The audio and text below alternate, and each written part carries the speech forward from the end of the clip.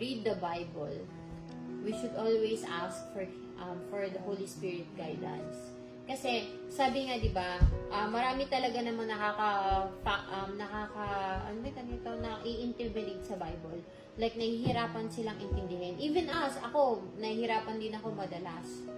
Di ba? Hindi naman lahat na nakasulat sa Bible is gets na gets ko, di ba?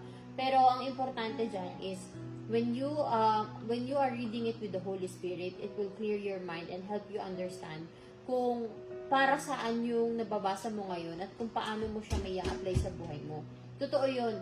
Kasi during my first year reading the Bible or doing my devotion, I know the Holy Spirit is with me all the time.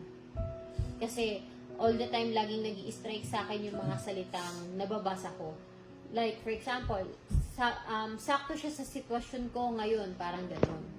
So, and it's different when the Holy Spirit is with you when you're reading the Bible kasi doon mo mararamdaman na, buhay yung salita ng Diyos. Kasi touch me, parang gano'n. It touched me and it's real to me, parang gano'n. Diba?